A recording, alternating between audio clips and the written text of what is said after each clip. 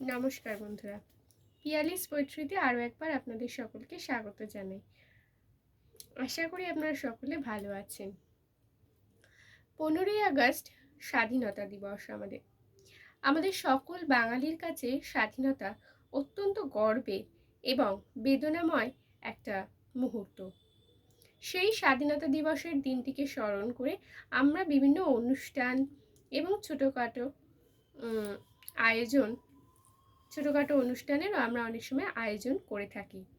তাই আমিও ভাবলাম যে স্বাধীনতা দিবস নিয়ে যদি কোনো কবিতা আপনাদের শোনানো যায় তাহলে তো খুবই ভালো হয়। তাই সেরকমই একটি স্বাধীনতা কবিতা আপনাদেরকে শোনাতে চাই। শুরু করছি। কবিতার নাম স্বাধীনতা, রওনাক নূরের লেখা। স্বপ্ন দেখেছিল ওরা অজেয় স্বাধীনতার, বাঁধ ভাঙা সেই শৃঙ্খল ভেঙে অধীনতার। তৃষ্ণার্ত হায়েনারা চাই বাঙালির শ্বাস, ফোঁটা ফোঁটা রক্ত দিয়ে মিটিয়েছিল পিয়াস।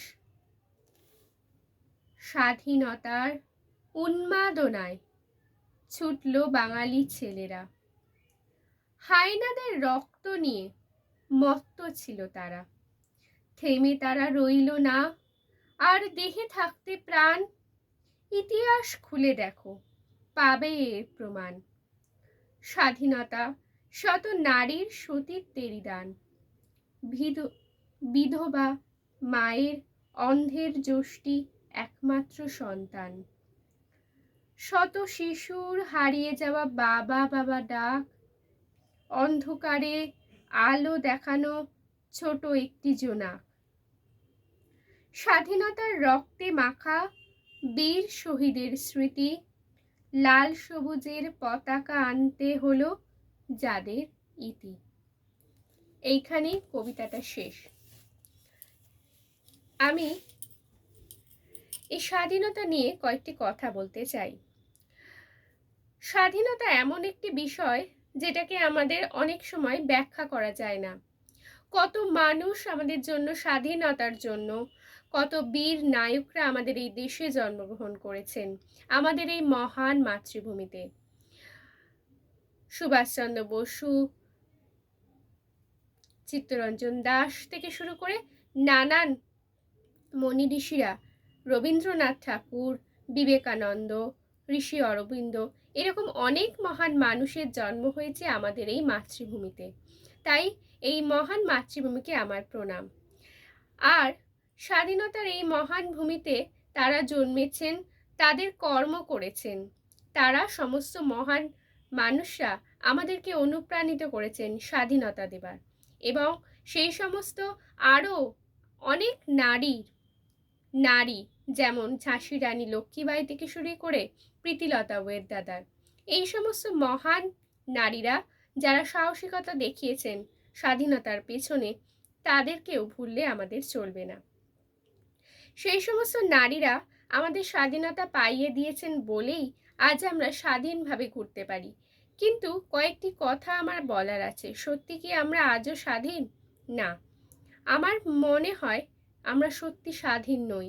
আজও আমরা রাস্তা দিয়ে চলি যখন, কোথাও একটা স্বাধীনভাবে আমরা হাঁটাচলা করতে পারি না। এখনো নারীদের সম্মানের বিষয়টি নিয়ে পুরুষদের কাছে কিন্তু চোখ রাঙানি হয়ে যায়। এখনো অনেক গরিব মেয়েরা বিচার পায় না তার সম্মানের জন্য, তাকে সম্মান দেওয়া হয় না এবং তাকে অপমানিত করা হয় রাস্তাঘাটে, যে কোনো জায়গায়, বাসে ট্রামে থেকে শুরু করে বিভিন্ন জায়গায়।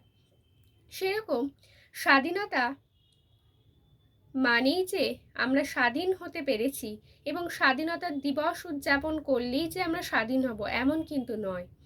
আমাদের মনের দিক থেকে স্বাধীন হতে হবে, মনটাকে মুক্ত করতে হবে এবং মনের যত জঞ্জাল, হিংস্রতা, আমাদের কামনা বাসনা, সেইগুলোকে দমন করতে হবে। তবেই আমরা মানুষ হিসাবে স্বাধীন হতে পারব। এবং মনে রাখতে হবে এই সমস্ত মানুষের অবদান অনস্বীকার্য, যারা আমাদের দেশকে স্বাধীন করেছেন।